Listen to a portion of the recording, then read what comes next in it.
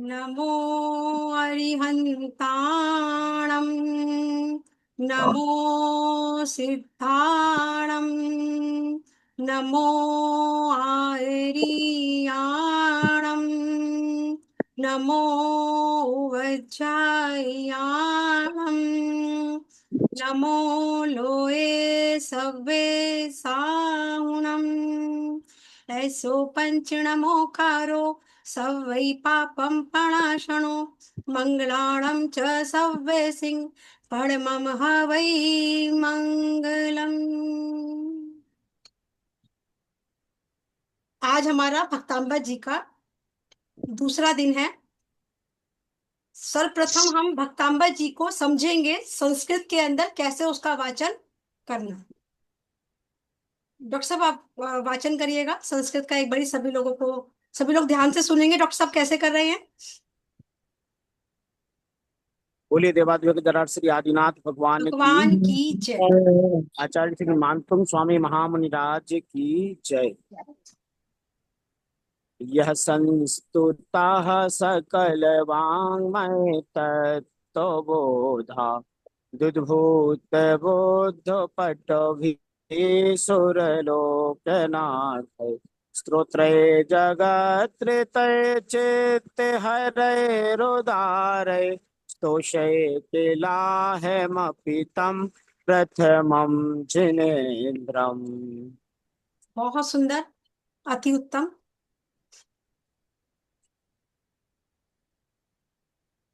संस्कृत हिंदी का कौन बोलेंगे आप? हैंड रेस करेंगे प्लीज।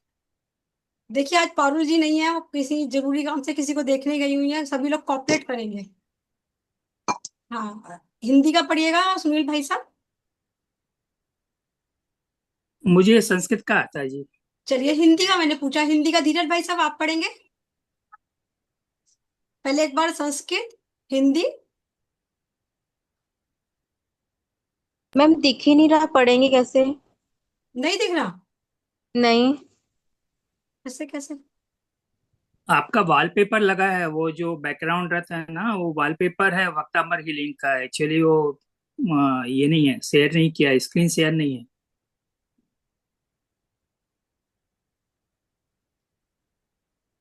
उसमें देखिए अगर नीचे एक और ऑप्शन आता है, दोबारा लिखा हुआ आता है शेयर स्क्रीन, हम्म। फिर से कीजिएगा तो शायद हो जाएगा।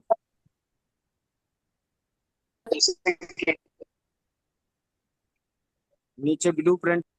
जी बोलिए। सकल बांगमय तत्वबोध से उद्भव पटुतर धारी है उसी वंदित इंद्र जन मन। की स्तुति से है वंदित जग जन मनिहारी। अति अति आश्चर्य की आश्चर्य स्तुति करता उसी प्रथम जिन स्वामी की। जगनामी सुख धामी तद्भव शिवगामी अभिरामी की। मंत्र है ओम ह्रीं अरव नमो ओहि जीर्णम ज्रोम ज्रोम नमः।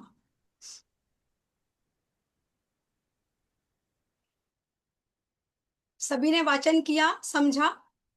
डॉक्टर साहब की वॉइस थोड़ी कट रही थी, इसलिए मैंने उसे पूरा किया। चले अब संस्कृत का कौन पढ़ेगा? नहीं आ रहा वो मंत्र। हाँ मैम, जूम कर दे।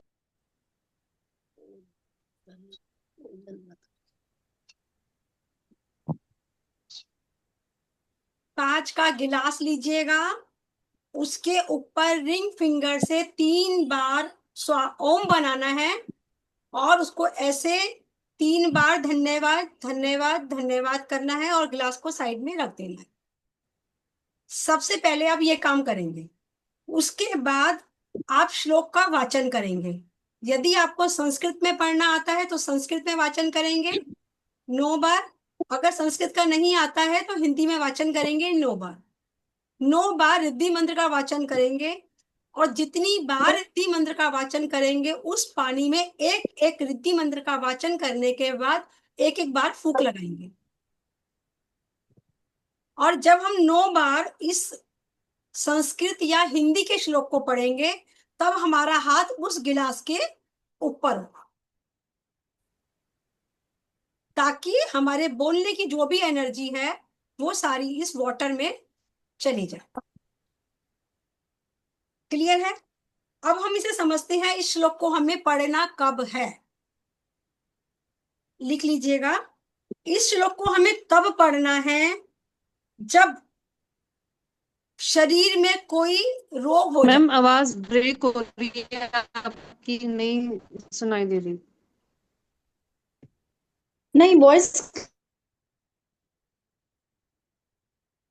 क्लियर है दीदी।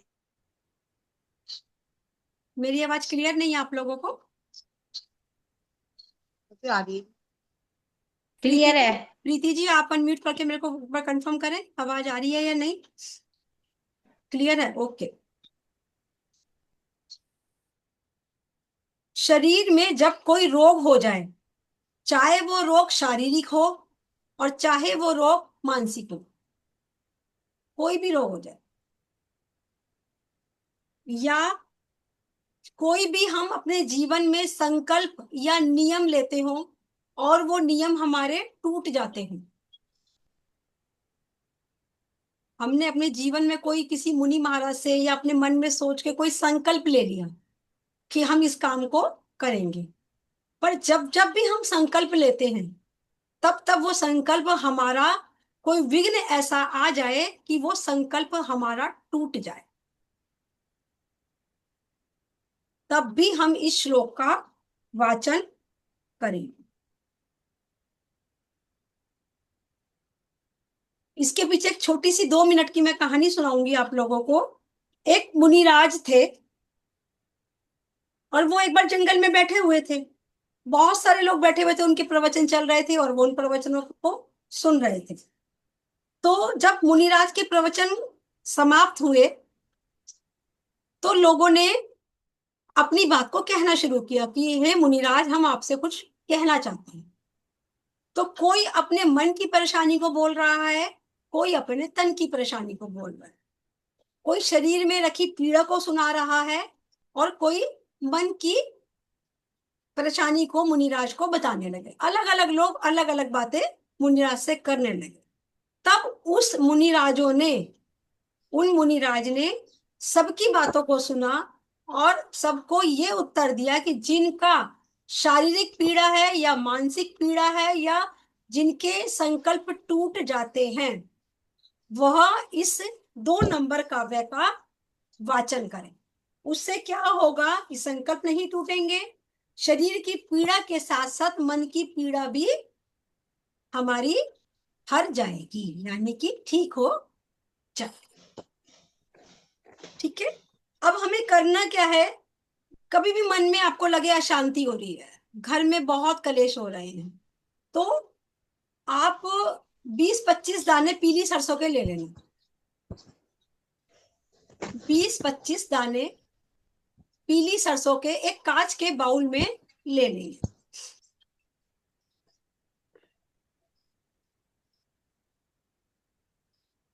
उसके बाद अपने घर के मेन हॉल में, जो भी आपका घर का मेन हॉल है, मतलब मिड है जो घर का, ब्रह्म स्थान कह दीजिए, या मेन हॉल में खड़े होकर एक 3-4 दाने अपनी चुटकी में लेंगे और बोलेंगे नमो अरिहंताणम। बिना म्यूट हुए सब बोलेंगे नमो अरिहंताणम। मेरे को लिप्स रीडिंग सबकी आनी चाहिए। और उसको माथे पे लगाएंगे ऐसे जैसे मैंने लगाया हुआ है, इसको फोरहेड पर ऐसे ऐसे ही पकड़ेंगे जैसे मैंने पकड़ा हुआ है, अगर आप लोगों को दिखाई दे रहा है तो।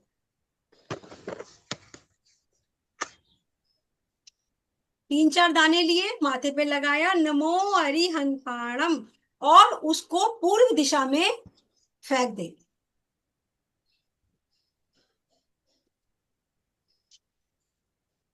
फिर क्या करेंगे? फिर से 3-4 दाने लेंगे, ऐसे ही चुटकी में 3-4 दाने लिए, उसे अपने फोरहेड से लगाया, यानी कि अपनी आज्ञा चक्र पर लगाया और बोला नमो सिद्धाणम, और उसको दक्षिण दिशा में फेंक देंगे। ऐसे वहीं खड़े खड़े आप उसको फेंक दें।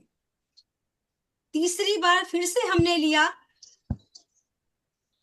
3-4 दाना सरसों के, पीली सरसों के, और उसको नमो आएरी आड़म ऐसे फोरहेड से लगाया और उसको पश्चिम की दिशा में फेंक दी। चौथी बार फिर लिया 3-4 दाने और बोला नमो उवज्झायाणम, और उसको उत्तर की दिशा में फेंक दी। इसके बाद जो 7-8 दाने हमारी कटोरी में बचे होंगे उसको आप इस बोलने नहीं आ रहे। तरीके से पूरे फिंगर में पकड़ेंगे और उसको पूरे चारों दिशाओं में नमो लोए सव्वे साहुणम कहते हुए उसे चारों दिशाओं में घुमाकर थ्रो कर देंगे, यानी फेंक देंगे। देखिए मैम, आप लिख के दे सकते हो, हमें लिखना नहीं आ रहे हैं मंत्र।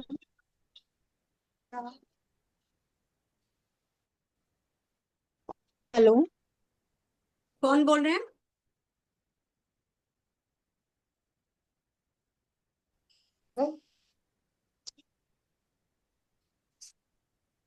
इसी तरह से हमने पूरे नमोकार मंत्र से पूरे घर को हील कर लिया।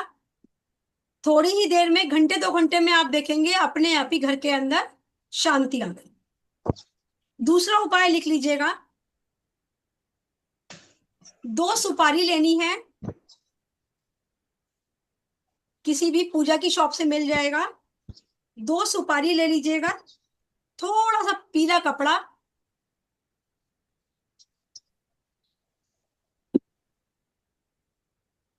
कॉटन ले लीजिएगा, सिंथेटिक ले लीजिएगा, जो भी आपको आराम से अवेलेबल हो जाए। 1 हल्दी की गांठ,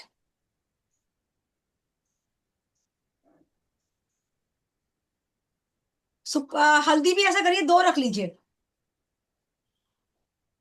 2 हल्दी की गांठ और 2 सुपारी उस पीले कपड़े के ऊपर हम रख देंगे।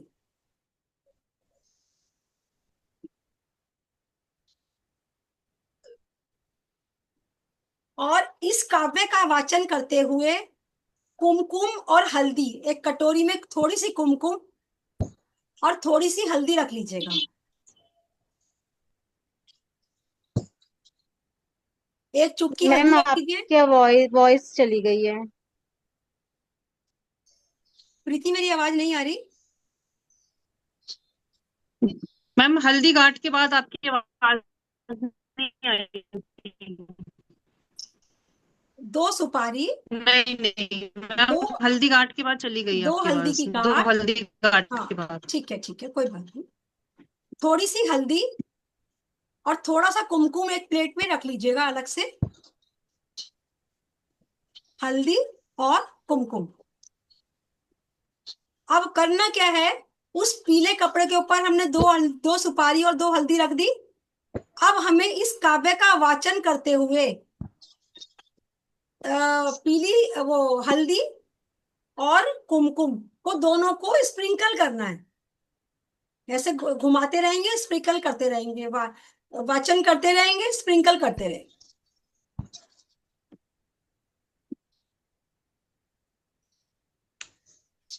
और उसको नॉट बांध देंगे। नॉट बांधकर आप उसको जिस कमरे में आप सोते हो उस कमरे में जो भी अलमारी होगी उस अलमारी में रख दीजिए। अब उस पोटली को क्या कहना है, कोई भी काम आपका रुका हुआ है, कोई फैक्ट्री बना रहे हैं उसमें कोई रुकावट आ रही है, कोई बिल्डिंग बना रहे हैं उसमें कोई रुकावट आ रही है, कोई मकान बना रहे हैं उसमें कोई रुकावट आ रही है, तो ये अफर्मेशन देते हुए कि मेरा वो काम निर्विघ्न संपन्न हो जाए, उस अलमारी के अंदर उस पोटली को आप रख देंगे। ऐसी जगह रखिएगा जहां बार बार हाथ आपको ना लगाना पड़े। और जब हम उस पोटली को रखेंगे तब हम ये विजुलाइज करेंगे, मैनिफेस्ट करेंगे कि मेरा वो काम हो रहा है या मेरा वो काम सफल हो गया। समय लिखिएगा इसको। इस रेमेडी को, ये जो सुपारी वाली जो मैंने रेमेडी दी है, इसको दोपहर में आप 2 बजे के करीब करिएगा।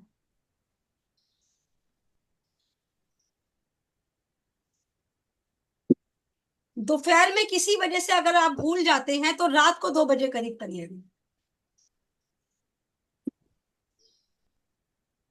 तो इसका बना तो हम कभी भी सकते हैं, पर अगर हम समय के अनुकूल इसे बनाते हैं 2 बजे, तो इसका विशेष प्रभाव हमारे ऊपर पड़ता है।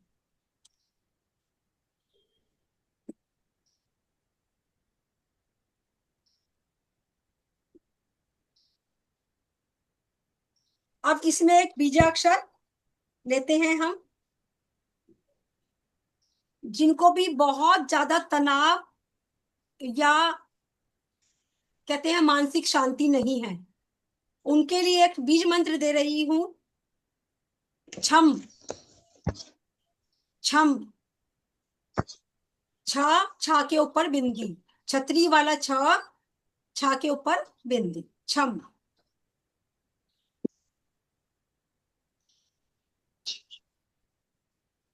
छम की वाटर थेरेपी उनको दीजिए जिनको बहुत ज्यादा मेंटली स्ट्रेस में जो लोग रहते हैं।